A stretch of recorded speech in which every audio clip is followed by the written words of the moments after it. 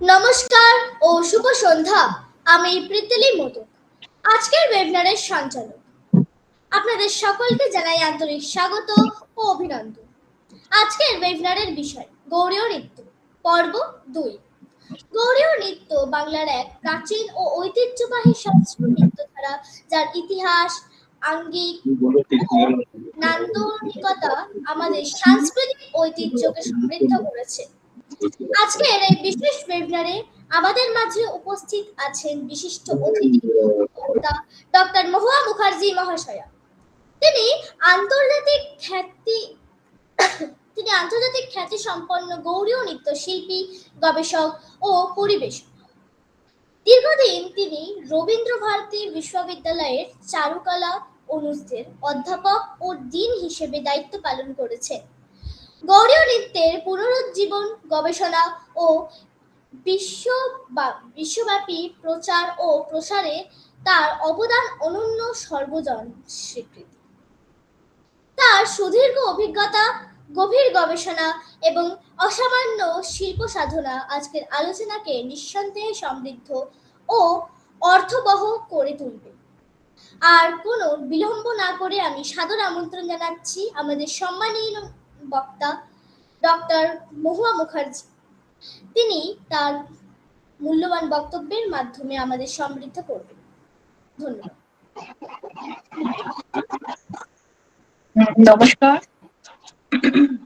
আমার একটু যান্ত্রিক অসুবিধার জন্য পাওয়ার পয়েন্ট দেখাতে পাচ্ছি না। আজকে আলোচনা করব। আমাকে এর আগের দিন গৌড়ীয় নৃত্যের শুরু করেছিলাম যখন, তো এটা এত বিস্তারিত ক্ষেত্র যে স্বল্প সময়ের মধ্যে মানে 1 ঘন্টাতে শেষ করা যায়নি। তখন আমাকে মোদক ট্রেনিং একাডেমি থেকে অনুরোধ করা হলো পরপর কয়েকটি পর্যায়ে আলোচনা করতে, এবং আমাকে বিশেষভাবে ডক্টর গার্গী বললেন যে আজকে নাট্যশাস্ত্র শাস্ত্র সম্পর্কিত আলোচনা করতে, কারণ আগের দিন অল্প শুরু করার পরেই মানে সময় শেষ হয়ে গেছিল। তা আমি আজকে গৌড়ীয় নৃত্য, যেহেতু শাস্ত্রীয় নৃত্য, যদিও আমরা ক্লাসিক্যাল ডান্স বলে একটা টার্মিনোলজি ব্যবহার করি, কিন্তু আমাদের ভারত সরকারের প্রদত্ত তথ্য অনুযায়ী, যেমন একটা উদাহরণ দিই, জুলাই মাসে সম্ভবত 7ই জুলাই আমাদের মাননীয় এমপি সংসদ উনি জগন্নাথ সরকার উনি প্রশ্ন তুলেছিলেন, এবং তার আগে সম্ভবত 6ই ফেব্রুয়ারি মাননীয় সংসদ সমীর ভট্টাচার্য প্রশ্ন তুলেছিলেন, ছৌকে কি ক্লাসিক্যাল বলা যায়, এবং জুলাই মাসে প্রশ্ন তুলেছিলেন গৌড়ীয়কে কি ক্লাসিক্যাল বলা যায়। তখন আমাদের মাননীয় কেন্দ্রীয় মন্ত্রী সংসদে দাঁড়িয়ে পরিষ্কার বলেন, গজেন্দ্র কুমার শেখাওয়াত, যে আমরা মিনিস্ট্রি অফ কালচার থেকে কোনো নাচকে ক্লাসিক্যাল অভিধায় মানে আখ্যায়িত করি না। আমরা বলি 3টে ভাগ নাচে, ট্রেডিশনাল, ফোক আর ট্রাইবাল। একটা ঐতিহ্যবাহী, একটা হচ্ছে লোক আর জনজাতি নৃত্য। ক্লাসিক্যাল বলে আমরা বলি না, যার জন্য আমাদের অ্যাওয়ার্ডও দেওয়া হয় শুধু নাচটার নাম ধরে, মানে ক্লাসিক্যাল দিচ্ছি এসএনএ অ্যাওয়ার্ড এরকম বলি না। তো সেই অর্থে আর অতএব আমাদের যেটা ভারতীয় প্রাচীনকাল থেকে যে রীতি চলে আসা শাস্ত্রীয় বা ধ্রুপদী নৃত্য, সেই অর্থে গৌড়ীয় অবশ্যই শাস্ত্রীয় বা ধ্রুপদী, সেই শাস্ত্র নিয়ে আজকে সংক্ষেপ আলোচনা করব। নাট্যশাস্ত্রের শ্লোক খুব সুন্দর। নাট্যশাস্ত্রের প্রথম শ্লোক, প্রণম্য শিরসা দেব পিতামহ মহেশ্বর নাট্যশাস্ত্র প্রবক্ষ্যামি ব্রহ্মণা যদ উদারিতম। মানে প্রণাম করে পিতামহ ব্রহ্ম এবং শিব তথা নটরাজকে প্রণাম করে নাট্যশাস্ত্র সম্পর্কে আমি আজ কিছু 2-4 কথা বলবো। এটা হচ্ছে প্রথম শ্লোকটা শুরু হচ্ছে। এবার ভারতবর্ষে অত্যন্ত জনপ্রিয় 3টে শাস্ত্রগ্রন্থ, সর্বভারতীয় প্যান ইন্ডিয়ান শাস্ত্রগ্রন্থ। একটি হচ্ছে ভরতমুনি নাট্যশাস্ত্র, যেটা পণ্ডিতের মতে খ্রিস্টপূর্ব 2য় শতক থেকে খ্রিস্টাব্দ 2য় 400 বছর সময়কালটাকে নাট্যশাস্ত্রের সময় ধরা হয়। আরেকটি গ্রন্থ হচ্ছে মুনি নাট্যশাস্ত্রের পরবর্তী যে গ্রন্থ, বিখ্যাত গ্রন্থ মতঙ্গ মুনির বৃহদ্দেশী, 5ম থেকে 7ম শতাব্দী। এবং আরেকটি হচ্ছে সারঙ্গদেবে সঙ্গীত রত্নাকর 1200 1227 থেকে 1240 এর রচনাকাল মোটামুটি এটা পণ্ডিতদের বর্গে মানে ধরেছেন। তো এই যে তিনটে সর্বভারতীয় শাস্ত্র গ্রন্থ প্যান ইন্ডিয়ান, সেইখানে সবচেয়ে উল্লেখযোগ্য যে গৌড়ীয় নৃত্যের কথা আছে, মানে এটা একটা মানে সাংঘাতিক আনন্দের জায়গা। যেমন আজকে আমরা যে শাস্ত্র নৃত্যগুলোর নাম এক নিঃশ্বাসে আউড়ে যেতে পারি, ভরতনাট্যম, কথাকলি, মোহিনীঅট্টম, কিন্তু এই নামকরণগুলো নাট্যশাস্ত্রে নেই। নাট্যশাস্ত্রে আছে 4 রকম নৃত্য শৈলী: দাক্ষিণাত্যা, পাঞ্চালী, আবন্তি, ওড্র মাগধী। এবার দাক্ষিণাত্যা হচ্ছে দক্ষিণ ভারতে, যার থেকে আজকে আমরা এসে পাচ্ছি নানা ধরনের নৃত্য শৈলী। দাক্ষিণাত্যা থেকে আমরা পাচ্ছি আজকের ভরতনাট্যম, কথাকলি, কুচিপুড়ি, মোহিনীঅট্টম মেজর ফর্ম গুলো। এছাড়া কাংসা নাটকম, মীনাক্ষী নাটকম, যক্ষগান, ভগবত মেলা, তেরিকুথু ইত্যাদি, আরো অনেক বহু বহু। আবন্তি মধ্য ভারতের, সেটা কিছু আবিষ্কার হলে আবার বেরোবে। আর পাঞ্চালী হচ্ছে উত্তর পশ্চিম ভারতে। আর পূর্ব ভারতের শৈলীকে বলা হয় ওড্র মাগধী। তার থেকে একটা একটা করে আত্মপ্রকাশ করলো ওড়িশি অ্যাপ্রক্সিমেটলি 1972, এবং মণিপুরি নাচ, যেটা শাস্ত্রীয় মণিপুরি, আমি লৌকিক মণিপুরির কথা বলছি না, শাস্ত্রীয় মণিপুরি প্রায় পুরোটাই আশ্রিত হয়ে আছে গৌড়ীয় বৈষ্ণব ধর্মের উপর, শ্রী চৈতন্য মহাপ্রভু প্রবর্তিত। এবং অবশ্যই মণিপুরি নাচ ভীষণভাবে গুরুদেব রবীন্দ্রনাথ ঠাকুর দ্বারা বিশ্বভারতীতে আনা হলো, এবং 1926 সালে উনি বললেন সিলেবাস করতে, পাঠ্যক্রমের অন্তর্ভুক্ত হলো। গৌড়ীয় নৃত্য 1976, 77, 1996 থেকে 1997, অর্থাৎ 1996 থেকে 97 সাল, এই সময় ভারত সরকারের মিনিস্ট্রি অফ কালচার, সংস্কৃতি মন্ত্রক থেকে জুনিয়র ন্যাশনাল স্কলারশিপ দেওয়া শুরু হলো, এবং 97 থেকে সিনিয়র ন্যাশনাল স্কলারশিপ এবং রিসার্চের ফেলোশিপ দেওয়া শুরু হলো, অর্থাৎ সরকারি ছাড়পত্র। আর 2000 সালে লাস্ট এখন অব্দি প্রাপ্ত আসামের ক্ষত্রিয় নৃত্য, তারা 2000 সালে শাস্ত্রীয় নৃত্য হিসেবে তাকমা পেয়েছে। এই হচ্ছে ওড্র মাগধী। অর্থাৎ দাক্ষিণাত্য থেকে আজকে আমরা মেজর ফর্ম হিসেবে 4টে শৈলী: ভরতনাট্যম, কথাকলি, মোহিনীঅট্টম, কুচিপুড়ি। আর পূর্ব ভারতে থেকে আমরা পেলাম ওড়িশি, গৌড়ীয়, মণিপুরি, পরোক্ষভাবে গৌড়ীয় বৈষ্ণব ধর্ম আশ্রিত শাস্ত্রীয় মণিপুরি নৃত্য, এবং ক্ষত্রিয়। আর তিনটে। আর সবচেয়ে মজা হচ্ছে, আমি এখনই শ্লোকটা বলবো, সেখানে যে নামকরণ গুলো আছে, অঞ্চল, নাট্যশাস্ত্রে অঞ্চল ভেদে যে মানে একটা পরিসীমা, ভৌগোলিক পরিসীমা রয়েছে, সেটা পুরোটাই গ্রেটার বেঙ্গল, বৃহৎ বঙ্গের। এটা হচ্ছে সবচেয়ে গর্বের এবং আনন্দের জায়গা। দাক্ষিণাত্যা বলুন বা আবন্তি বলুন, কোথাও কিন্তু এরকম জেলা ভিত্তিক ভাবে নামকরণ সেইভাবে নেই। এই শ্লোকটা কি?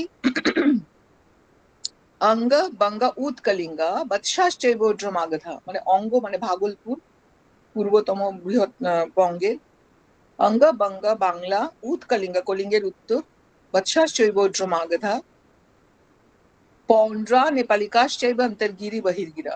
পৌন্ড্রবর্ধন, অর্থাৎ এই বাংলা ও বাংলার দিনাজপুর পুরো অঞ্চল পৌন্ড্রবর্ধন, নর্থ বেঙ্গল। নেপালিকাশ্চৈব অন্তর্গিরি বহির্গিরা, নেপাল এবং ঝাড়খণ্ড এবং বীরভূম, অন্তর্গিরি বহির্গিরা। তথা প্রবঙ্গ মাহেন্দ্র মলদা মল্লবর্তকা, প্রবঙ্গ মানে পূর্ববঙ্গ, মহেন্দ্রগিরি অর্থাৎ দক্ষিণাপথের পূর্বঘাট পর্বতমালা অঞ্চল, মল্লবর্তকা পুরো বাঁকুড়া, বিষ্ণুপুর, পুরুলিয়া অঞ্চল, মল্লবর্ত। তথা প্রবঙ্গ মাহেন্দ্র মল্লবর্তকা ব্রহ্মোত্তর প্রভৃতা ভার্গবা মার্গবা তথা। ব্রহ্মোত্তর মানে বার্মার উত্তর থেকে একদম মুর্শিদাবাদ পর্যন্ত, ব্রহ্মোত্তর প্রভৃতয়া ইত্যাদি, ভার্গবা মার্গবা তথা সিকিম, ভুটান অঞ্চল। প্রাগজ্যোতিষ পুলিন্দাশ্চ বৈদ্য তাম্রলিপ্তকা। আসামের একটা নাম আছে প্রাগজ্যোতিষ, এই পর্যন্ত। পুলিন্দাশ্চ বৈদেহ তাম্রলিপ্তকা, বৈদেহ মানে মিথিলা অঞ্চল, গ্রেটার বেঙ্গল। তাম্রলিপ্তকা পুরো দক্ষিণবঙ্গ, মেদিনীপুরের তাম্রলিপ্ত পুরো অঞ্চলটা। প্রাঙ্গ প্রভৃতাশ্চি উজ্জয়ন্তী চৈত্র মাগধিম, বাঁকুড়া বিষ্ণুপুর সমস্ত পুরো বাংলা জুড়ে হচ্ছে অর্য মাগধী প্রবৃত্তি ছড়িয়ে আছে। মানে এত সুন্দরভাবে জেলা ভিত্তিক শ্লোক। আপনারা চতুর্দশ অধ্যায় যেতে পারেন নাট্যশাস্ত্রে, সেখানে দেখবেন আবন্তী, অর্য মাগধী, কোথাও কিন্তু এরকম জেলা ভিত্তিক ভাবে এইভাবে ডিস্টিংক্টলি বলা নেই। এখানটাই আমার আনন্দের জায়গা যে বাংলার নৃত্যকলা শাস্ত্রীয় এত শক্তিশালী, জেলাভিত্তিক ভাবে পুরো অর্য মাগধী প্রবৃত্তি বলা আছে। আসামের কথা একটাই শব্দ হচ্ছে প্রাগজ্যোতিষ, আর উড়িষ্যার কথা একটাই শব্দ উৎকলিঙ্গা, মানে কলিঙ্গের উত্তর বাংলা লাগোয়া। মূলত পুরোটাই প্রায় গ্রেটার বেঙ্গল। এবং এরই পাশাপাশি আজকে দেখাবো না, সেটা হচ্ছে স্কাল্পচারাল এভিডেন্সেস। খ্রিস্টপূর্ব ষষ্ঠ শতক থেকে আমরা সাধারণভাবে জানি যে নৃত্য ভাস্কর্য পড়াতে গেলে আমরা পড়াই সিন্ধু সভ্যতার। সিন্ধু সভ্যতার পরে কিন্তু বিরাট একটা সময়সীমা কোনো ডান্সিং স্কাল্পচারের কথা বা নৃত্যের ভাস্কর্যের কথা বলা হয়নি আমাদের, অন্তত নৃত্যের ইতিহাসে। আমরা পড়াতে গেলেই পড়াতাম যে উড়িষ্যার রাজা খারবেলার সময়, কারোর মতে খ্রিস্টপূর্ব দ্বিতীয় শতক, কারোর মতে প্রথম শতক, জৈন রাজা, তার সময় উদয়গিরি পর্বতের হাতি গুম্ফায় নৃত্য গীতের স্কাল্পচার রয়েছে। অর্থাৎ আমি যদি অনেক পেছনে যাই তাহলে খ্রিস্টপূর্ব দ্বিতীয় শতক, অর্থাৎ সিন্ধু সভ্যতার পর 4000-5000 বছর আগের, মেহেরগড় 6000 বছর আগের, সেখান থেকে আসলে আমরা পড়াতে গেলে পাই যে নাচের ভাস্কর্য উড়িষ্যায় প্রথম পাওয়া যাচ্ছে খ্রিস্টপূর্ব দ্বিতীয় শতক বা প্রথম শতক। আমি কাজ করতে গিয়ে আমি অবাক। আপনারা তাম্রলিপ্ত যদি যান, চন্দ্রকেতুগড় যদি যান, বা ভারতীয় আমাদের কলকাতা বিশ্ববিদ্যালয় আশুতোষ মিউজিয়ামে যান, সেখানে খ্রিস্টপূর্ব ষষ্ঠ শতক থেকে নৃত্য ভাস্কর্য রয়েছে। মানে এটা ভাবা যায় না, যেটা আমরা দেখি নাই শুধু একটি শিশির বিন্দু। মানে এত অপূর্ব ভাস্কর্যগুলো রয়েছে। এবং অধ্যাপক গৌতম সেনগুপ্ত আরো অন্যান্য রচয়িতাদের টেরাকোটা আর্ট অফ বেঙ্গলের একটা দুর্ধর্ষ একটা মোটা বই, তাতে খ্রিস্টপূর্ব চতুর্থ শতকের ভাস্কর্য। আমরা দক্ষিণ ভারতের ঘটবাদ্যজনী ঘটাম, আমরা দক্ষিণ ভারতে মেড়াবু, অর্থাৎ কুড়িয়াট্টামের সঙ্গে বাজায় বড় কলসি পেতলের, আমাদের ওই স্কাল্পচার রয়েছে খ্রিস্টপূর্ব থেকে। পুরো মানে ভাবাই যায় না, অদ্ভুত ব্যাপার। তো এই হচ্ছে চলমান ধারা। এবং নাট্যশাস্ত্রের শ্লোক বলছে, তার সঙ্গে কি বলছে, ওটা হচ্ছে প্রবৃত্তি বা জোনাল ডিভিশন। এবার আসি বৃত্তির কথায়। নাট্যশাস্ত্রে 4 রকম বৃত্তি: ভারতী, কৈশিকী, সাত্যতী, আরভটী।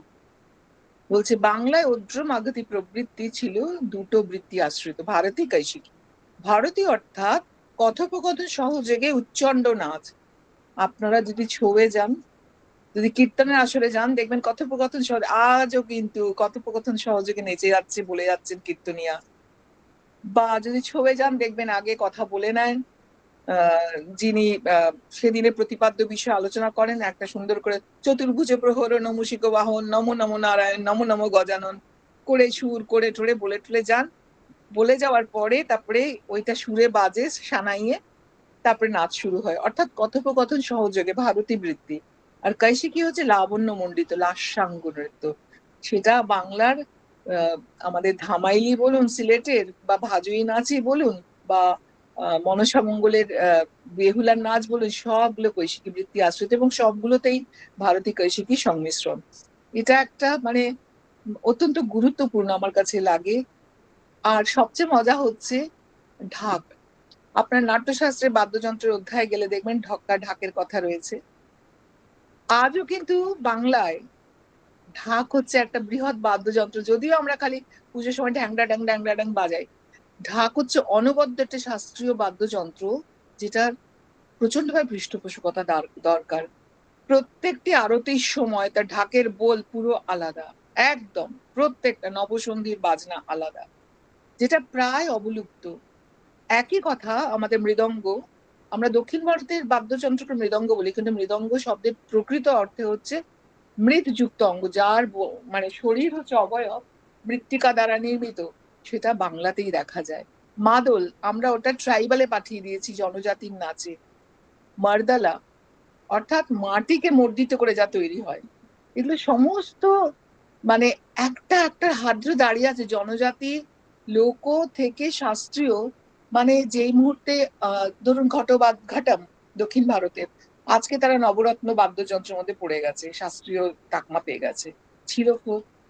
এই যে চলমান ধারাটা, মানে পৃষ্ঠপোষকতা পেলে পরে সেটা একটা শাস্ত্রীয় নিগড়ে আবদ্ধিত হয়ে যায়। আর না হলে আমরা তাকে হয় দূরে অপাঙ্ক্তেয়, কিংবা যদি সম্মানও দিই ওটাও তো লোক ইনস্ট্রুমেন্ট এরম বলে দিই। তো আমার আনন্দের জায়গা হচ্ছে নাট্যশাস্ত্রের ঢাক, এবং যে কোনো বাংলার সমস্ত পুজোতে যদি আপনার গ্রাম বাংলায় যান, গম্ভীরা ইত্যাদিতে, তারা এক স্থান থেকে, এখন আর এই মুভমেন্ট গুলো বন্ধ হয়ে গেছে সম্ভবত, একটা থান, থান মানে স্থান, আমরা বলি না দেবতার থান, থান মানে হচ্ছে স্থান, একটা স্থান থেকে আরেকটা থানে যখন যায় ঢাক বাজাতে বাজাতে, যেটা মোহিনীঅট্টমে শিল্পীদেরও তাই ছিল। একটা জায়গা থেকে আরেকটা পুজোর জায়গায় যেত, মেয়েরা না করতে করতে যেত। মোহিনীঅট্টম তো একেবারে অচ্ছুত ব্রাত্য হয়ে গেছিল, আর পেছনে সব সিটি দিতে দিতে যেত। সেই নাচ আজকে একদম শাস্ত্রীয় সাংঘাতিক জায়গায় পৌঁছে গেছে। আপনারা কোনো বই পড়তে হবে না, যদি শান্তিদেব ঘোষের গুরুদেব রবীন্দ্রনাথ ও আধুনিক ভারতীয় নৃত্য পড়েন, সেখানেই আছে। ও কল্যাণী আম্মা কেরালা কলা মন্ডলমে যখন আনা হলো, কেউ কোনো স্টুডেন্ট দেননি, গার্জিয়ানরা, এটা অপাঙ্ক্ত বাজে নাচ। হ্যাঁ, এবং মানে কোনো স্টুডেন্ট না পায়ননি। এবং রবীন্দ্রনাথ প্রথম শান্তিনিকেতনে নিয়ে আসেন, এইখানে লিখছেন যে আমরা কেরালার মহিলাদের লোকনৃত্য ঢঙের নাচ শিখলাম, মানে শাস্ত্রীয় বলা হচ্ছে না। বইটা সম্ভবত 64 বা 5 এর সময় শান্তিদেব ঘোষের লেখা, প্রকাশিত। তো ওনারা 34 সালে শিখছেন। তাহলে ভেবে দেখুন, এই কথাটা বলা হচ্ছে আজকে, যেটাকে শাস্ত্রীয় তাকমা পেয়েছে মোহিনীঅট্টম, এখন তো গর্বের সঙ্গে আমরা মোহিনীঅট্টম করি, বলা হচ্ছে। কিন্তু এই যদি কল্যাণী কুট্টি আম্মার ইয়ে, তার মুখ থেকে নিঃসৃত কথা থেকে লোক লিখেছেন, বা শান্তিদেব ঘোষের এগুলো পড়া যায়, তাহলেই দেখা যাবে। তো এই এই ছিল অবস্থা। একই অবস্থা এখানেও ঠিক তাই, একটা থান থেকে আরেকটা থানে যেত ঢাক বাজতে বাজতে। অর্থাৎ প্রাচীন কাল থেকেই ঢাকটা হচ্ছে একটা ভীষণ মঙ্গলদায়ক, এবং নাট্যশাস্ত্রে ঢাকের কথা বলছে। এবং আমাদের শাস্ত্র গ্রন্থে সঙ্গীত দামোদরে 13 to 15 সেঞ্চুরি পণ্ডিত শুভঙ্করের লেখা, সেখানেও ঢাক হচ্ছে একটা ভীষণ মেজর ইনস্ট্রুমেন্ট। তো এর এই যে ভারত এবং ভারতী কৈশিকী বৃত্তি, কি সুন্দর শ্লোকটা, ভারতীং কৈশিকিং চ এব বৃত্তি মেষা সমাশ্রিতা, অর্থাৎ ওড্রমাগধী বৃত্তি হবে ভারতী কৈশিকী আশ্রিত। এরপর আসছে মতঙ্গমণির বৃহদ্দেশী যুগ, 5th to 7th সেঞ্চুরি। এবং সবচেয়ে মজা হচ্ছে সঙ্গীত শাস্ত্রে মেজর 3টে পার্ট থাকা উচিত: গীতাধ্যায়, বাদ্যাধ্যায়, নর্তনাধ্যায়। গানের চ্যাপ্টার, নাচের চ্যাপ্টার, বাদ্যের চ্যাপ্টার। নাট্যশাস্ত্রে এটা আছে, কিন্তু মতঙ্গমণি বৃহদ্দেশী খালি গীতাধ্যায় আছে, বাদ্যাধ্যায় নর্তনাধ্যায় আজও পাওয়া যায়নি। হয়তো কেউ রিসার্চ করে বের করবেন। এখানে একজন ভালো সঙ্গীত শিল্পী আছে দক্ষিণ ভারতের, অধ্যাপক চিত্রায়ুধ। হ্যাঁ, আমার হাজবেন্ডের কাছে গৌড়ীয় সঙ্গীত শেখে, ভীষণ ভালো গান করে। তো আমি তাকে বলবো, অনুরোধ করব যে খুঁজে বের করুক মতঙ্গমণি বৃহদ্দেশী বাদ্যাধ্যায় নর্তনাধ্যায় পাওয়া যায় কিনা। তো সেইখানে 7 রকম মার্গগীতির কথা আছে, সপ্তগীতি। শুদ্ধ ভিন্নকা, গৌরী বা গৌরিকা, সাধারণী, ভাষা, বিভাষা, অন্তর্ভাষিকা। লক্ষ্য করুন, গৌরী বা গৌরিকা। এবং এছাড়া বৃহদ্দেশীতে আপনারা যদি IGNCA থেকে বেরিয়েছে সেই বইটার 105 নম্বর পৃষ্ঠায় পাবেন গৌড় রাগ, গৌড় কৈশিক, গৌড় পঞ্চমা রাগের সঙ্গে নবরস নাট্যাভিনয়ের কথা। ভাবুন, নাচের কথা একটা গানের বইয়ের চ্যাপ্টারে বলছে, বাংলার গৌড় রাগ, বঙ্গাল রাগ, এগুলো বাংলার রাগ। তো সেখানে কি সুন্দর শ্লোকটা বলছে, উদ্ভটা নাট্যে বিপ্রলম্ভ শৃঙ্গারে চ আস বিনিয়োগ বিভৎস ভয়ানক রসৌ গৌড় পঞ্চমা। অর্থাৎ নবরস করা হতো। মানে কতটা শক্তিশালী বাংলার নাচ ছিল এবং এখনো আবার সে আবির্ভাব ঘটেছে, কতটা শক্তিশালী যে গীতাধ্যায়ে নবরস নাট্যাভিনয়ের কথা বলছে। হ্যাঁ, গৌড় কৈশিকে বলছে করুণে চ আস্য বিনিয়োগ বীরাদিকো রসা, বীর ইত্যাদি রস করা হয়। এরপরে আসি সঙ্গীত রত্নাকর 1227 খ্রিস্টাব্দ থেকে 1240 খ্রিস্টাব্দ। মানে আমি প্যান ইন্ডিয়ান শাস্ত্রগ্রন্থ তিনটের উল্লেখ করছি, তাহলে বোঝা যাবে। সঙ্গীতের স্বরূপ ভিত্তিক ভারত ভূমিকে 5টি অঞ্চলে ভাগ করা হয়েছে। প্রবন্ধ সঙ্গীত, সঙ্গীত মানে কিন্তু গান নয়, গীত বাদ্য নৃত্য। সেখানে বলছে লাট, কর্ণাট, দ্রাবিড়, অন্ধ্র, গৌড়। মানে এতটাই শক্তিশালী গৌড় একটা প্রবন্ধ সঙ্গীতের অন্তর্ভুক্ত। এরই পাশাপাশি এবার আসি রিজিওনাল শাস্ত্রগ্রন্থে। সপ্তদশ শতকে উড়িষ্যার মহেশ্বর মহাপাত্র রচিত অভিনয় চন্দ্রিকাতে তৎকালীন ভারতবর্ষের 7 রকম নৃত্য পদ্ধতির উল্লেখ আছে, তার মধ্যে একটা হচ্ছে গৌড়। মানে তাহলে ভেবে দেখুন, নাট্যশাস্ত্র সময় থেকে যে পথ চলা গৌড়ীয় নৃত্যের কথা কিন্তু সর্বত্র রয়েছে, ইভেন অন্য রাজ্যের শাস্ত্রীয় সঙ্গীতের মধ্যে। এই জায়গাটাই আমার ভীষণ আনন্দের। কিন্তু দেখি নাই শুধু একটি শিশির বিন্দু, তাই জন্য আমরা এটা নিয়ে ভাবিনি কখনো। এই তো গেল সর্বভারতীয় শাস্ত্রীয় মানে গ্রন্থগুলো। এইবার আসি ভারতবর্ষে এই শাস্ত্রীয় সঙ্গীত গ্রন্থগুলি অন্যান্য রাজ্যের শাস্ত্রীয় নৃত্যকে সমৃদ্ধকরণে সহায়তা দান করেছে। একটু আগেই বললাম মণিপুরি। আপনারা যদি দর্শনা ঝাবির, পদ্মশ্রী দর্শনা ঝাবির এবং কলাবতী দেবীর শাস্ত্রীয় মণিপুরী নর্তন বইটা খোলেন, তার প্রথমেই বিপিন সিং গুরুজির লেখা চার্ট করে দেওয়া হাঁটু দিয়ে ঘোড়া জানু ভ্রমরী গৌড়ীয় শাস্ত্রীয় গ্রন্থ, গোবিন্দ লীলামৃতম, আনন্দ বৃন্দাবন চম্পু, মালাহুন বা আকাশ ভ্রমরী আমাদের যেটা মণিপুরিতে ব্যবহৃত মালাহুন বলছে, সেটা গৌড়ীয় শাস্ত্রগ্রন্থ। কোথা থেকে নেওয়া হয়েছে? আনন্দ বৃন্দাবন চম্পু, গোবিন্দ লীলামৃতম। এইভাবে পুরো অ্যানালিসিস করা, অর্থাৎ অন্যান্য শাস্ত্রীয় নৃত্য সমৃদ্ধকরণেও বিশাল অবদান গৌড়ীয় বৈষ্ণব শাস্ত্রগ্রন্থ।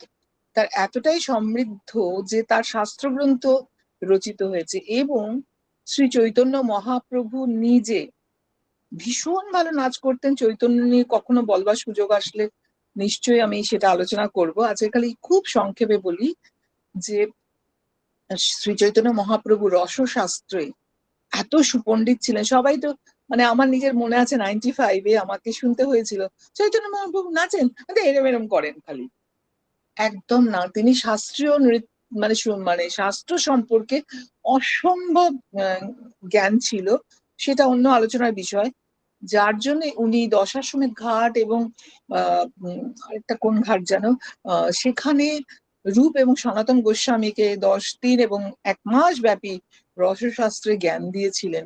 মানে ওনাদের কি বলবো, সমস্ত ধারণা দিয়েছেন, যার ফলে ওনারা পরবর্তীকালে উজ্জ্বল নীলমণি, ভক্তি রসামৃত সিন্ধু, যে গ্রন্থগুলো আকর গ্রন্থ আমাদের শাস্ত্রীয় নৃত্যের, এবং IGNCA থেকে উজ্জ্বল নীলমণি বইটা পরিষ্কার বের করা আছে, নবরস নায়ক নায়িকা ভেদের কথা রয়েছে। তো মানে ভেবে দেখুন, শ্রী চৈতন্য মহাপ্রভু তিনি শিক্ষা দিচ্ছেন রূপ এবং সনাতন গোস্বামীকে, আর তারা রসশাস্ত্রের সুপণ্ডিত হয়ে বইগুলো বের করেছেন। মানে প্যান ইন্ডিয়ান সমস্ত শাস্ত্রীয় নৃত্যের পেছনেও ভীষণ ভাবে গুরুত্বপূর্ণ অবদান হচ্ছে এই বাংলার, এটা অস্বীকারের জায়গা নেই। এবং শ্রী চৈতন্য মহাপ্রভুর সমকালীন এবং পরবর্তীতে আমি কয়েকটা নাম বলছি, আমি যে এখন বলি খালি এটাতেই এখন বাজে 9:25, 10টা বেজে যাবে, আধা ঘন্টা খালি আমাদের শাস্ত্রগ্রন্থগুলোর নাম। তো আমার জিজ্ঞাসা, আপনারা যারা শুনছেন এবং অন্যদেরও, বাঙালিকে এতই বোকা বসে বসে তাদের নাচের শাস্ত্রগ্রন্থ লিখলে? 10-15 মিনিট বেশি হলে ক্ষতি নেই কিন্তু দিদি। আচ্ছা ঠিক আছে, আচ্ছা ধন্যবাদ। তা এবার আমি কয়েকটা শাস্ত্রগ্রন্থ, যেটা আমি চার্ট দেখাতাম কিন্তু আমার টেকনিক্যাল কারণে আমি পারলাম না। তো সঙ্গীত দামোদর, পণ্ডিত শুভঙ্কর উত্তরবঙ্গের, তার লেখা সঙ্গীত দামোদর আমাদের আকর শাস্ত্রগ্রন্থ 13 সেঞ্চুরির। এটা অনুবাদ করেছি, এশিয়াটিক সোসাইটি থেকে বেরিয়েছে, আমার গুরু মানবেন্দু বন্দ্যোপাধ্যায় মহাশয়ের সহায়তায়, আমার আমার কর্ম না, এটা মানবেন্দু স্যারেরই কর্ম। তো মানে আমার নামে বেরিয়েছে, আমি এটুকু বলতে পারি। মূলত মানবেন্দু স্যার। এবং এই সাংঘাতিক গ্রন্থটা এতটাই আনন্দের জায়গা, আমি বলি আমার আজকে আনন্দ লাগছে। গত বছর আমাকে এশিয়াটিক সোসাইটি থেকে ফোন করে বলা হলো সঙ্গীত দামোদর গ্রন্থটি শেষ হয়ে গেছে। নাট্যশাস্ত্র শেষ হয়ে গেলে আমি মেনে নিতাম, কেন?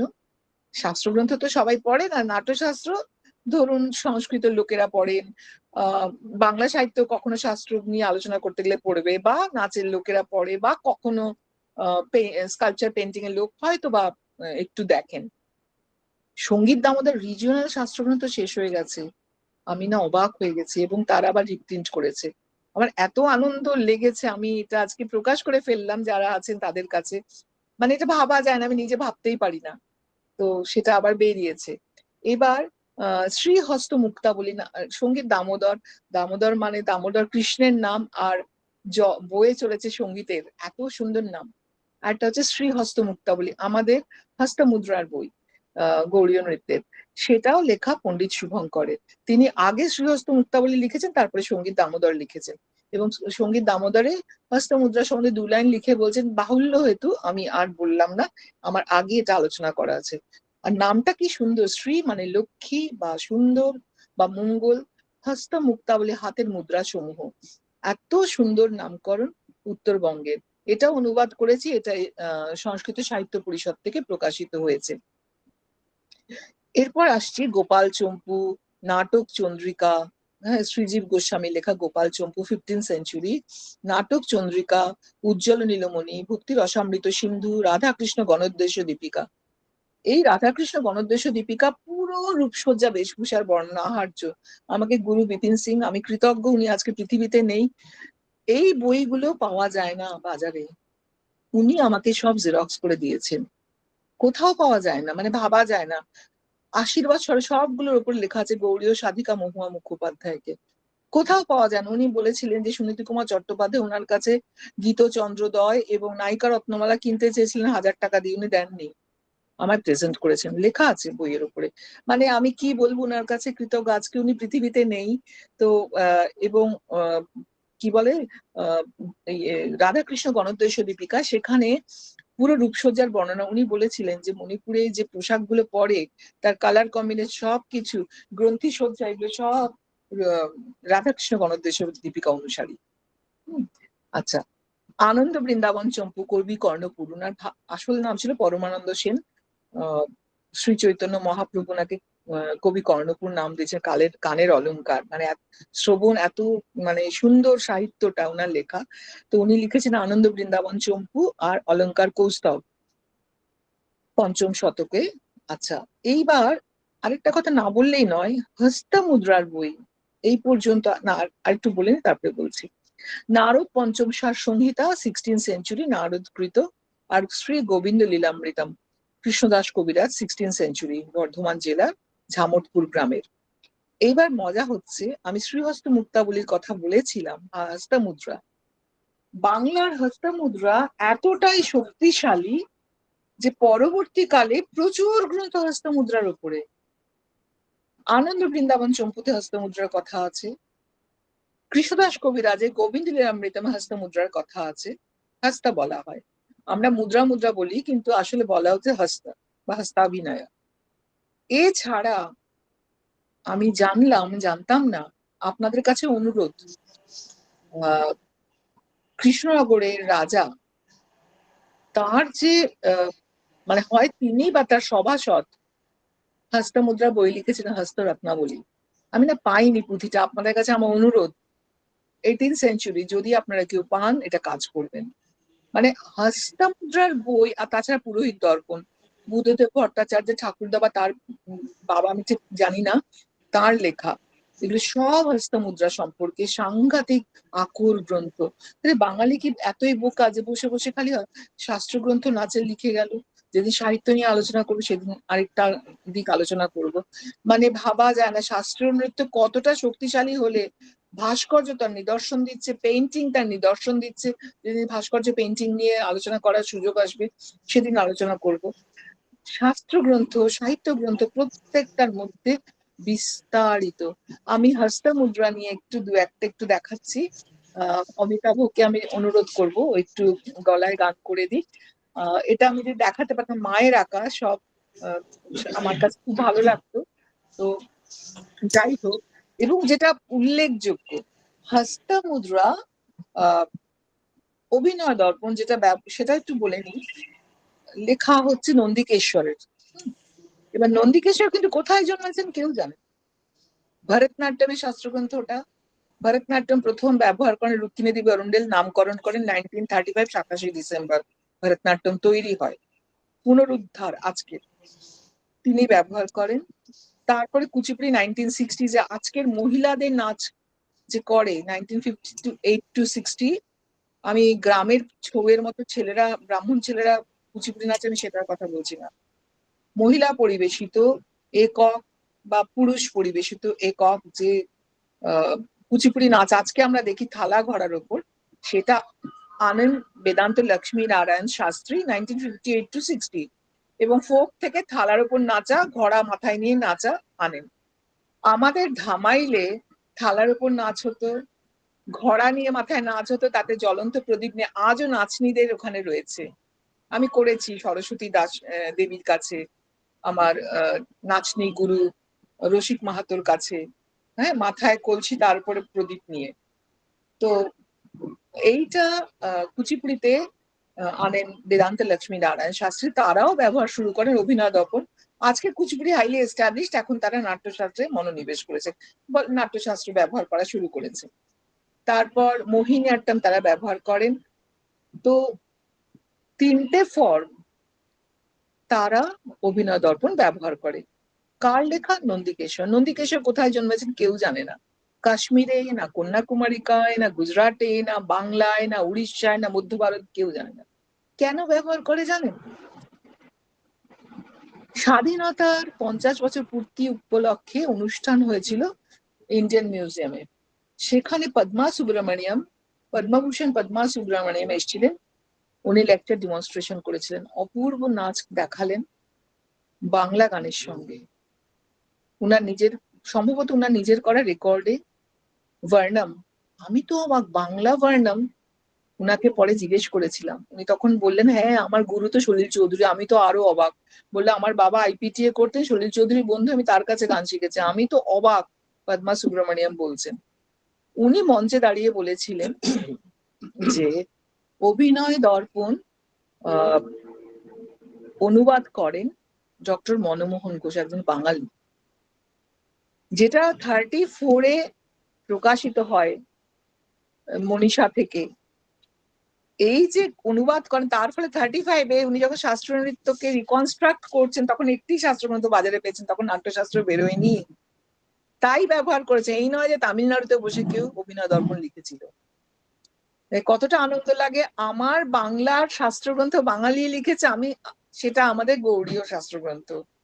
আর ভরতনাট্যম শাস্ত্রগ্রন্থ ব্যবহার করে অভিনয় দর্পণ, সেটা একজন বাঙালি অনুবাদ করেছেন, তাই ব্যবহৃত হয়। ও নাট্যশাস্ত্র অনুবাদ করেছেন ডক্টর মনমোহন ঘোষ। নাই যদি আপনারা সঙ্গীত কি বলে যেন SN এর, হ্যাঁ, সঙ্গীত নাটক একাডেমির লাইব্রেরি গ্যালারিতে যান, র্যাক খোঁজেন, দেখতে পাবেন 1948 to 56 পর্যন্ত নাট্যশাস্ত্রের অনুবাদগুলো ইংলিশ ট্রান্সলেশন রয়েছে। তো এই হচ্ছে ব্যাপার। আমি আর যেটা সবচেয়ে আনন্দের, এবার এই যে ভরতনাট্যম ব্যবহার করছে অভিনয় দর্পণ, তো সেখানে আছে শ্লোক আর তার ব্যবহার। হ্যাঁ, তো কি বলছি, নাট্যারম্ভে বাড়ি বহে, হ্যাঁ, তো নাট্যারম্ভে বলা নেই কিভাবে করবে, এক একজন এক এক রকম ভাবে দেখান। ভরতনাট্যম একরকম নাট্যারম্ভে দেখায়, ওড়িশি আরেক রকম দেখায়। নাট্যারম্ভে এরকম করে দাঁড়াচ্ছে ভরতনাট্যম, ওড়িশিতে এরকম দাঁড়াচ্ছে। হ্যাঁ, তো বাড়ি বহে ঘন মেঘ, কেউ এরম দেখাচ্ছে, কেউ এরম দেখাচ্ছে, বলা নেই কিভাবে করবে। শ্রীহস্ত মুক্তাবলী পণ্ডিত শুভঙ্কর আরো এক ধাপ এগিয়ে কাজ করেছেন। কাজটা কি? ব্যবহার, বিনিয়োগ বলে দিচ্ছি, এবং কি করে বিনিয়োগ হবে সেটাও বলা। অর্থাৎ কেউ যদি নাচ জানেন কিছুটা এবং সংস্কৃততে পণ্ডিত হন, সে কিন্তু মুদ্রার ব্যবহার করতে পারবে। যেমন বলছে, জলে জগতি লজ্জায় সংখ্যায় রূপাকে বনে। পতাকা, সেটা কমন হাত, নাট্যশাস্ত্র থেকে সবাই নিয়ে নির্যাস নিয়ে নিজের নিজের আঞ্চলিক নৃত্য তৈরি করেছে, শাস্ত্রগ্রন্থ। অভিনয় দর্পণে পতাকা, আমাদের গৌড়ীয়তেও পতাকা, সবাই পতাকা এটাই ব্যবহার করি। তো এই পতাকা নাট্যশাস্ত্র থেকে, মানে নাট্যশাস্ত্র ফার্স্ট আকর গ্রন্থ এখন পর্যন্ত, হয়তো কেউ গবেষণা করে তার আগে কিছু বেরোবে। তো সেই নাট্যশাস্ত্রে পতাকা হস্তে অভিনয় দর্পণে ব্যবহার হচ্ছে 28টা, নাট্যারম্ভে পারি বহে বনে বস্তু নিষেধনে ইত্যাদি। আর আমাদের শ্রীহস্ত মুক্তাবলীতে পতাকার ব্যবহার 222টা।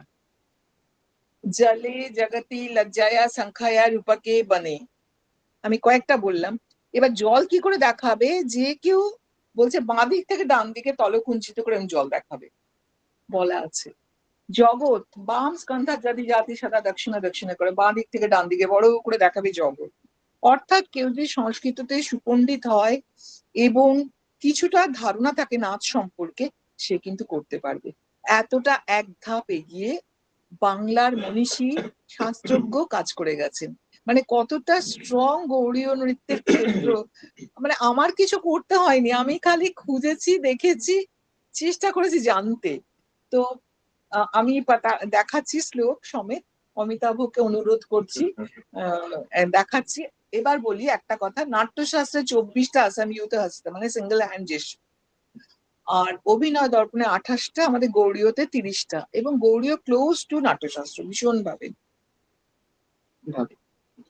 असंयुतानं हस्तानामुद्देश्य क्रियते अधुना शुभं करेण कविना नानाभिनयशालिना पताकाः पद्मकोशं च हंसस्य कर्तरिमुखः अलपद्मास्त्रिपताको मुष्टिकाः शिखरस्तथा अर्धचन्द्र দুরকমই দেখানো যায়।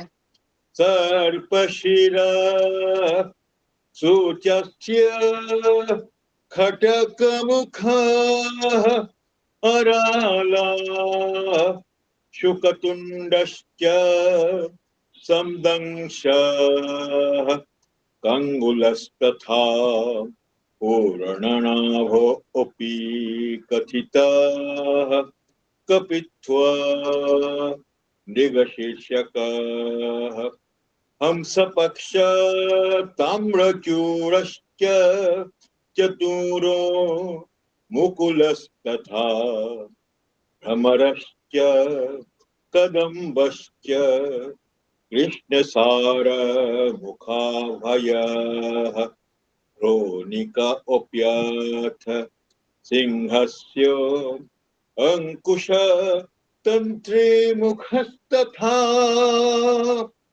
এই হচ্ছে আসাম ইউত হস্ত 30টা। এই আসাম ইউত হস্ত নাট্যশাস্ত্র থেকে নিয়ে সব ভারতবর্ষের শাস্ত্রগ্রন্থগুলো তৈরি হয়েছে। তার ফলে সবগুলোর মধ্যে কিছুগুলো কমন, যেমন ভাত সারা ভারতবর্ষ খায়, এবার বাংলা খাচ্ছে মসুর ডাল, দক্ষিণ ভারত খাচ্ছে সাম্বার ডাল, উত্তর ভারত রাজমা ডাল। তো ঠিক সেরকমই পতাকা ত্রিপতাকা কমন, হ্যাঁ, সব সব নাচের মধ্যে আছে। এবার আঞ্চলিক ভেদে আমার তন্ত্রীমুখ, তারপরে হচ্ছে ভ্রমরা, সেটা যখন চলে চলন মধুকর, হ্যাঁ। এবার ভরতনাট্যম ব্যবহার করে অভিনয় দর্পণ অনুযায়ী ভ্রমরা। তারপরে ঘ্রণিকা আমাদের একদম নিজস্ব। তারপরে উর্ণনাভা, হ্যাঁ। তো এই যে সমস্ত হস্তাগুলো এরকম প্রচুর আছে, যেগুলো বাংলার আঞ্চলিক নিজস্ব। এবং আপনারা যদি গিয়ে বাংলার ঐতিহ্যবাহী গুরুমুখী নৃত্য ধারাগুলো দেখেন, নাচনি টাচনি, সেখানে এই হস্তমুদ্রাগুলো দেখতে পাবেন। তো এবার দেখাই ডাবল হ্যান্ড জেস্টার, অর্থাৎ সমযুত হস্ত।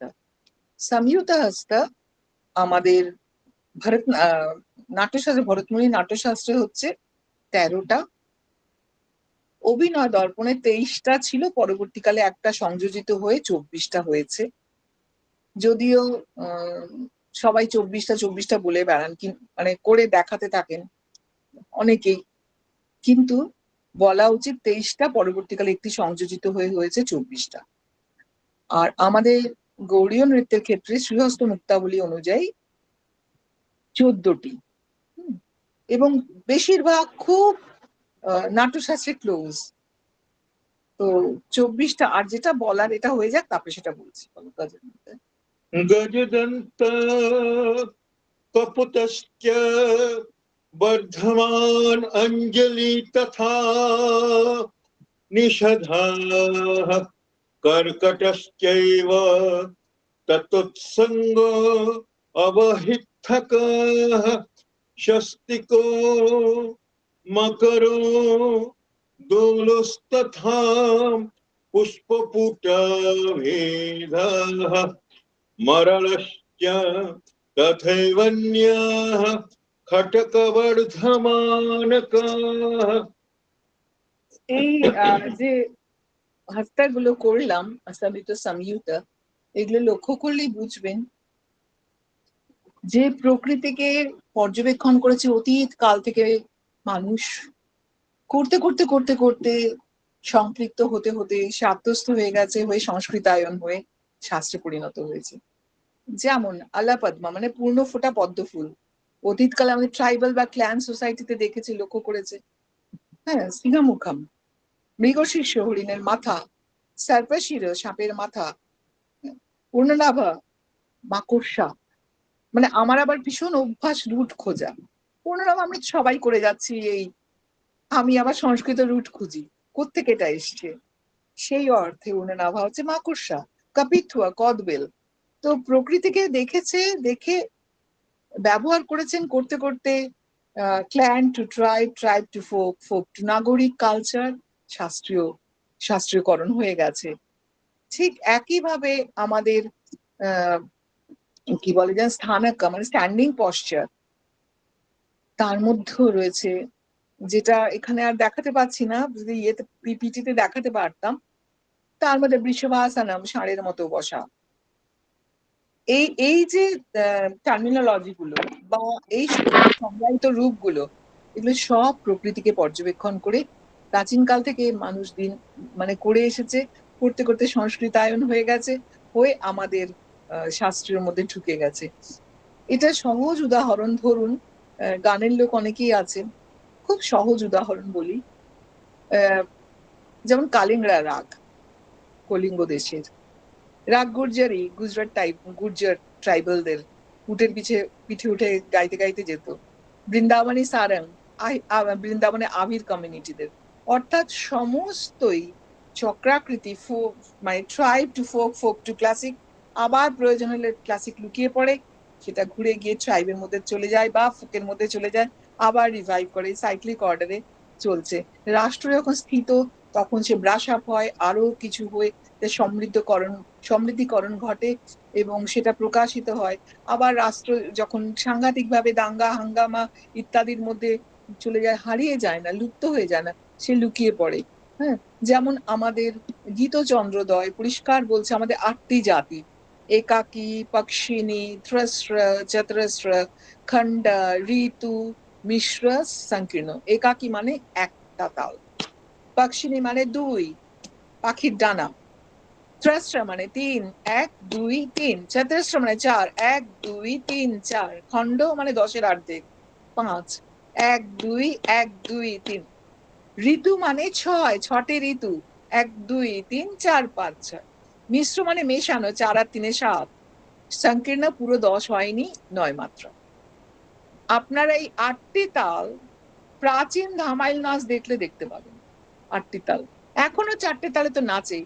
প্রথম শুরু করে 1 2 3 4, তারপরে করে 1 2, তারপরে করে 1 2 3, তারপরে করে 1 2 3 4। মানে এই যে পর্যায়ক্রমে চলে, মানে 8টি তালের একটা কি বলবো, এই জাতি সাংঘাতিক ভাবে আমাদের বাংলাতে, দক্ষিণ ভারতে 5টি জাতি এর থেকে ব্যবহার করা হয়, আমাদের ভীষণ ভাবে এই 8টি জাতির ব্যবহার রয়েছে। আরো যে শাস্ত্রগ্রন্থ গোবিন্দলামৃতম বললাম, এরপরে আসছে আরেকটা সঙ্গীত দামোদর, 16th সেঞ্চুরি দামোদর সেনের লেখা।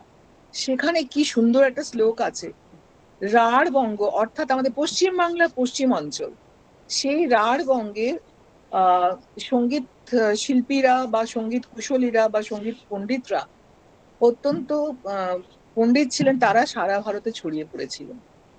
একদম পরিষ্কার শ্লোকে রাড়ায়া নাটা উত্তমা, পরিষ্কার এটা বলছে। তো রাঢ়বঙ্গ আজও দেখছি পুরুলিয়ার অত্যন্ত শক্তিশালী নাচনি, যেটা দেবদাসী নিয়ে কোনোদিন বললে আলোচনা করব। দেবদাসীর মেজর 3টে পর্যায়, দেবদাসী, রাজদাসী, স্বদাসী। নাচনের আজকে স্বদাসী। তো দামোদর সেনের সঙ্গীত দামোদরে এটা পরিষ্কার বলা। এরপরে আসছি নায়িকা রত্নমালা, মানে অনবদ্য গ্রন্থ। নায়িকাভেদ আমাদের শাস্ত্রীয় নৃত্যের একটা প্রচন্ড আকর ব্যাপার, এবং পেইন্টিং এরও, আপনারা স্কাল্পচারেরও। আপনারা যদি দিল্লি ন্যাশনাল মিউজিয়াম আর্ট গ্যালারিতে যান, কিংবা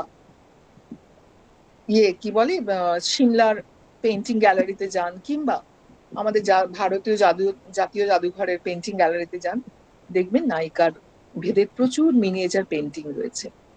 বেশিরভাগ তলায় লেখা গীত গোবিন্দ, আর গীত গোবিন্দ কোথাকার? বাংলার। দ্বাদশ শতকে লক্ষণ সেনের দরবারে পঞ্চকবি শ্রেষ্ঠ কবি একজন হচ্ছেন জয়দেব। জয়দেবের লেখা গীত গোবিন্দ অসম্ভব সমাদৃত সারা ভারতবর্ষে, কি নাট্যে, কি নাচে, কি পেইন্টিং এ, কি স্কাল্পচারে। এবং শ্রী চৈতন্য মহাপ্রভুর এটা প্রচন্ড প্রিয় ছিল, উনি এটি সারা ভারতে ছড়িয়ে দেন, সারা ভারতে ছড়িয়ে দেন।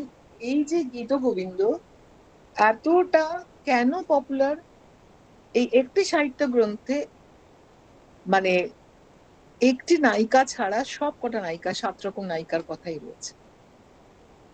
এর পরবর্তীকালে রূপ গোস্বামী, আগেই বলেছি আমি, উজ্জ্বল নীলমণিতে নায়িকা নায়কের কথা রয়েছে। তার পরবর্তীকালে আমি স্কিপ করে যাচ্ছি পর্যায়ক্রমে, কারণ সবার নাম আর বলছি না, মেজর কতগুলো।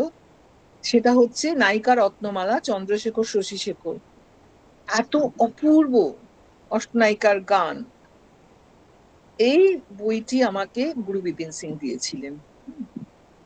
এবং যথারীতি যেটা হয়, কোনো আমার ছাত্রী সেটি নিজের ভালোবেসে, নিজের বলে হয়তো বা নিয়ে চলে গেছেন। আমি আর 2 অক্ষর শব্দটা বললাম না, নিয়ে চলে গেছেন। কিন্তু আমি দেখেছি যদি প্রচন্ড আকুল হয়ে চাওয়া যায়, ঠিক পাওয়া যায়। এটা তো চলে গেল 1995 সালে। মানে আমি প্রায় কেঁদে কেঁদে চোখ ফুলিয়ে ফেলেছিলাম।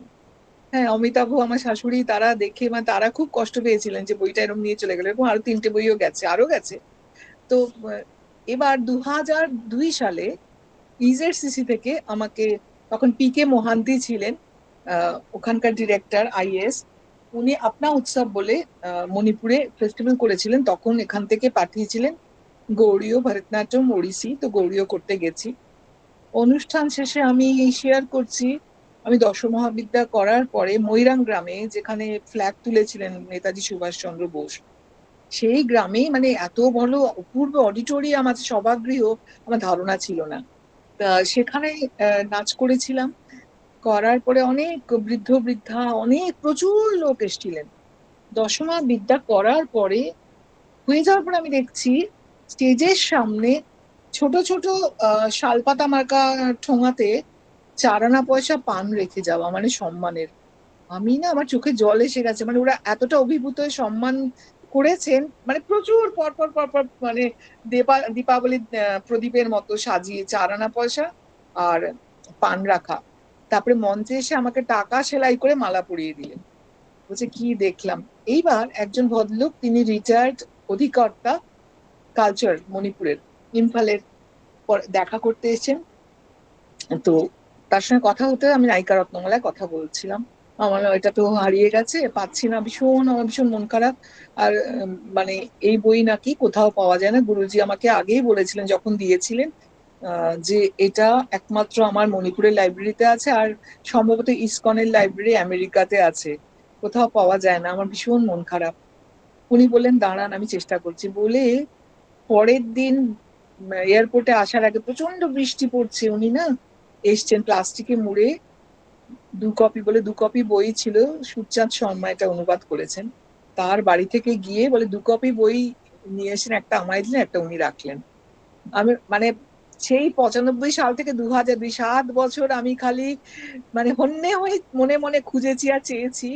তো খুব আকুল ভাবে চাইলে বোধহয় পাওয়া যায়, তো সেটা পেয়েছিলাম। সে গুরু বিপিন সিং এর আশীর্বাদই হোক বা যাই হোক। তো তারপরে ওটার উপর নাচও করেছি, নায়িকা রত্নমালা। এবং যেটা বলার ভীষণ ভাবে ইম্পর্টেন্ট, অষ্টনায়িকা আমরা জানি নাট্যশাস্ত্রে রয়েছে, সামান্যাভিনয়ে অষ্টনায়িকার কথা, অভিসারিকা, বাসক সজ্জিকা ইত্যাদি ইত্যাদি ইত্যাদি। গৌরী অবশ্য শাস্ত্রকারেরা যে কাজটা করেছেন, শক্তিশালী কাজ, এই 8টা নায়িকাকে আবার 8টা ভাগে ভাগ করেছে, মানে 64 নায়িকা। যেমন অভিসারিকা, বর্ষা অভিসার, কুজুটিকা অভিসার, তমা অভিসার, দিবা অভিসার, উন্মত্তা অভিসার, এরকম। বর্ষা অভিসার আপনারা নিজেরাই বুঝতে পারছেন, শাওনে গগনে ঘোরে ঘনঘটা, কিসের সঙ্গে দেখা করতে যাচ্ছে। তমা অভিসার, মম বনে উপবনে চলে অভিসারে আধার ও রাতে বিরোহিনী। তো আমরা রবির গানে অষ্টনায়িকা করেছি। তো এই যে 8টা নায়িকা ইন্টু 8, 64 নায়িকা ভেদ, এটা বাংলাই করে গেছে, দেখিয়েছে, সারা ভারত এখন গ্রহণ করছে। এবং যেটা খুব আনন্দের কথা বলি, মিনিয়েচার পেন্টিং, মানে আমার যেটুকু ধারণা বাংলাই প্রথম দিয়েছে ভারতবর্ষকে, সেটা হচ্ছে অষ্টসহস্রিকা প্রজ্ঞা পারমিতা, পাল যুগের, কেউ বলেন 10ম শতক ওই পেন্টিং। সেটার পর 13th সেঞ্চুরিতে মিনিয়েচার পেন্টিং তৈরি হলো গুজরাটে, জৈন শৈলী। এরপর আসলো মুঘল কোর্ট, এসে miniature painting. Mughal court 16th century, এরপরে যখন ভেঙে গেল আকবরের পরে আওরঙ্গজেবের সময়, আস্তে আস্তে মুঘল শৈলী, মধুবনী, কাংড়া, বাসুলি, জায়ুর, মেওয়ারি, দক্ষিণী, ডেকানি সব তৈরি হলো। বাংলার বিরাট অবদান, এটা আমার কথা নয়, আপনারা দিল্লি ন্যাশনাল মিউজিয়ামে মিনিয়েচার পেন্টিং গ্যালারিতে গেলেই দেখতে পাবেন, বড় করে লেখা মিনিয়েচার পেন্টিং অষ্টসহস্রিকা প্রজ্ঞা পারমিতা। কেন এটা বলছি, এবং সব কটা আমি যখনই দেখতে যাই পেন্টিং গুলোর তলায় গীত গোবিন্দ, কেশব দাসের রসিক প্রিয়া, এই নায়িকা ভেদের সব পেন্টিং গুলোর তলায় এরকম লেখা। বাঙালি শাস্ত্রগ্রন্থ হিসেবে নায়িকার ভেদের এত ইলাবোরেট আলোচনা করে গেছেন, এবং তার বই যেটা সারা ভারতকে উজ্জীবিত করেছে। তারপরে আছে রসমঞ্জরি, নবরসের ওপর। আগেই বলেছি নবরসের কথা, একদম 5th 7th সেঞ্চুরি মতঙ্গ মুনির বৃহদেশীতে বাংলা নবরসের কথা আলোচনা পাচ্ছি। এবং ভীষণ ভাবে উজ্জ্বল নীলমণিতে রূপ গোস্বামী করে গেছেন, যিনি শিক্ষিত হয়েছেন ভীষণ ভাবে শ্রী চৈতন্য মহাপ্রভু দ্বারা, তার একদম পার্শ্বদ ছিলেন। এরপর আমরা প্রচন্ড ভাবে পাচ্ছি 17th সেঞ্চুরিতে রসমঞ্জরি, পীতাম্বর দাস এবং তার ছেলে রামগোপাল দাস। তারপরে আস্তে আস্তে আসি 18th সেঞ্চুরি, আরো অনেক বইয়ের নাম আছে, আমি বলছি না। 18th সেঞ্চুরি ভক্তি রত্নাকর নরহরি চক্রবর্তী লেখা, সেখানে রস, হস্তা, স্থানক, ভ্রমরী, চারি সব রয়েছে। অর্থাৎ বাঙালি কিন্তু বসে বসে প্রচুর শাস্ত্রগ্রন্থ লিখে গেছে। তো আমার তো জিজ্ঞাসা, আমার এখানে যতজন আছেন তাদের জিজ্ঞেস করছি, তারা যে কেউ যে কোনো ডিসিপ্লিনে, কেউ আছেন নাচে, কেউ গানে, কেউ ছবি আঁকায়, কেউ বাংলায়, কেউ ফিজিক্সে, কেউ কেমিস্ট্রিতে। আমরা তো বাঙালি, আমায় যদি আজকে বলা হয় যে একটা ওকালতি বই লেখো বাংলা, আমি কি পারবো? পারবো। আমায় যদি বলা হয় একটা বাংলায় ডাক্তারি বই লেখো, পারবো না। ইভেন যে ডাক্তারি পড়ে সেও কিন্তু পারবে না। তার মানে কতটা ডিপলি চর্চা হতো ছিল বলে এত শাস্ত্রগ্রন্থ রচিত হয়েছে এখানে। আমি আজকে খালি শাস্ত্র নিয়ে আলোচনা করলাম বলে এই জায়গাটা ছুঁয়ে গেলাম, সাহিত্য নিয়ে বললেও ঠিক এক কথাই বলবো, পেন্টিং স্কাল্পচার নিয়ে বলতে গেলেও এসেছে অল্প অল্প অল্প বিস্তর, একই কথাই বলবো। অর্থাৎ বাংলার শাস্ত্রীয় নৃত্য শৈলী, শাস্ত্রীয় গানের শৈলী এতটা শক্তিশালী যে 2nd সেঞ্চুরিতে বঙ্গাল রাগ এসে গেছে। তো এই যে শক্তিশালী জায়গা বাংলা, এবং এই বঙ্গাল রাগের উদাহরণ দক্ষিণ ভারতে ত্যাগরাজের কৃতি। ত্যাগরাজ কবেকার? 1750 বা 65। এবার এখন তো দক্ষিণ ভারতের ফেস্টিভ্যাল হলেই ত্যাগরাজের কৃতিতে নাচ করেন। তিনি তো সাধক সঙ্গীতজ্ঞ, ডান্সার নন। কিন্তু তারও 50 বছর আগে রামপ্রসাদ সেনের গান রচনা হয়ে গেছে। এবার আমি যদি সেটা নাচি বলে এই রামপ্রসাদ সেনের গানে নাচছে। এই যে আমাদের বদ্ধ জায়গাটা, ত্যাগরাজের গানে যখন নাচছে ভরতনাট্যম, সেটা হচ্ছে একদম 2000 বছরের প্রাচীন। হুম। কিন্তু আমি যদি এখন রামপ্রসাদ সেনের গানে নাচি, এই রামপ্রসাদ, আমি রবীন্দ্রনাথের গানে নাচি, ভরতনাট্যমের একটা জনপ্রিয় গান সাংঘাতিক নাটনা মারিনার, প্রচন্ড সবাই নাচেন, অপূর্ব নাচ, এটা প্রথম করেছেন রুক্মিণী দেবী। কে লিখেছেন? গোপালকৃষ্ণ ভারতী, প্রায় রবীন্দ্রনাথের সমসাময়িক। এবার যে আমি নৃত্যের তালে তালে নাচি, এই রবীন্দ্রনাথের গানের নাচ করছি। মানে আমাদের অদ্ভুত একটা বদ্ধ সেই, মানে এখানে এরকম পড়ানো থাকে না, চারদিক দেখবো না, ঠিক সেরকম জায়গায় রয়েছি। মানে অদ্ভুত লাগে আমার কাছে। আমাদের এই যে শাস্ত্রগ্রন্থ এতটা শক্তিশালী, এতটাই শক্তিশালী, অভিসারিকা নায়িকা, মানে আমার সম্ভব হলে দেখাতাম, মানে কি সুন্দর। আহ শাওনে গগনে ঘোর ঘনঘটা নিশীতে यामिनी রে, এই যে বলছে কথাটা, আহ উন্মদ পাবনে যমুনা তর্জিত ঘন ঘন, উন্মদ পাবনে যমুনা গর্জিত, আহ, ঘন ঘন তর্জিত গর্জিত মেঘা মেহা, এই যে কথাটা বর্ষা অভিসার, এবং রবীন্দ্রনাথ তার আদলে এই গানটা যে লিখেছেন, বা তাহলে রবীন্দ্রনাথ কতটা পড়েছেন, আমি না সেটা রবীন্দ্রনাথকে দেখতে গেলে আমি ভেবে পাই না। তমা অভিসার, বর্ষা অভিসার, সব রকম গান লিখে গেছেন। মম বনে উপবনে চলে অভিসারে, আধার ও রাতে বিরোহিনী, তমা অভিসার, মানে কল্পনাই করতে পারি না যে কি অপূর্ব। কোথা থেকে আজকে খ্রিস্টপূর্ব 2য় শতকে নাট্যশাস্ত্রে অষ্টনায়িকার কথা, সেইটাকে গৌড়ীয় বৈষ্ণব শাস্ত্রকারেরা 64 নায়িকা ভেদ করলেন। রূপ গোস্বামী, চৈতন্য দেব দ্বারা অনুপ্রাণিত হয়ে, সেইটা গিয়ে 17th সেঞ্চুরি চন্দ্রশেখর, শশী শেখর, সেইটা গিয়ে 1920th সেঞ্চুরিতে রবীন্দ্রনাথ আবার করছেন সেই ব্রজবুলি ভাষায়। মানে এই যে ধারাবাহিকতা, নাচের, সাহিত্যের, শাস্ত্রের, স্কাল্পচার, পেইন্টিং, অর্থাৎ সাংস্কৃতিক সমস্ত দিকের, এটা একটা অনবদ্য, মানে আমি কাজ করতে গেলেই যেমন নরহরি চক্রবর্তী 18th সেঞ্চুরি গীতচন্দ্রোদয় লিখেছেন, অপূর্ব। তিনি লিখেছেন নাচ গানের ভক্তি রত্নাকর, তিনি লিখেছেন রাগ রত্নাকর, মানে সঙ্গীত সার সংগ্রহ, অপূর্ব। আজকে আমরা দক্ষিণ ভারতের নতুন একটা নাচ তৈরি হচ্ছে, এবং তেলেঙ্গানা আর অন্ধ্রপ্রদেশ আলাদা হয়ে যাওয়াতে তেলেঙ্গানা দাবি করছে আমাদের একটা শাস্ত্রীয় নৃত্য চাই, করে প্রেরিণী নৃত্য, আমাদের সঙ্গীত সার সংগ্রহে প্রেরিণী নৃত্য রয়েছে। হ্যাঁ, তো মানে আমি কি বলবো আমি জানি না, মানে আমার কাছে অবাক লাগে। এবং রাধামোহন ঠাকুরের ক্যালকাটা ইউনিভার্সিটি থেকে বেরিয়েছে পদামৃত সমুদ্র, এরকম একটা মোটা বই, অনবদ্য। তার পাশাপাশি বিষ্ণুপুরের মন্দিরগুলোতে নাচ হতো, সাংঘাতিক, ভীষণ ভালোভাবে নাচ হতো, যেটার আপনারা বিষ্ণুপুরের মন্দিরের টেরাকোটা স্কাল্পচার দেখলেই বুঝতে পারবেন। এবং সেখানে দেবদাসী ছিল প্রচুর। তো এই যে আমাদের চলমান ধারা গৌড়ীয় নৃত্যের, আমি আজকে শাস্ত্রের সংক্ষেপে, খুব সংক্ষেপে আলোচনা করলাম।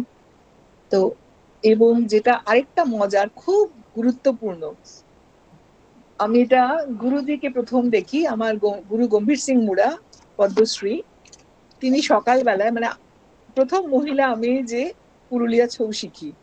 পুরুলিয়া ছৌ যে নিষিদ্ধ ছিল আমার ধারণা ছিল না, মানে পুরুলিয়া ছৌয়ে নাচের এরানাতে পা পড়লে লাথি দিয়ে সরিয়ে দিত কোনো মেয়ের।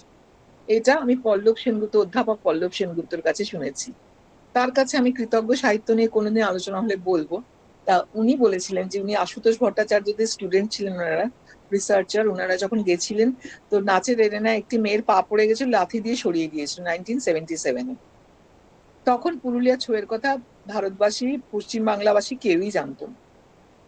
আমি যখন প্রথম গুরুজির কাছে গিয়ে শেখার চেষ্টা করি, মানে শিখতে যাব, উনি আমাকে বলে হ বিটি তুলে শিখাবো।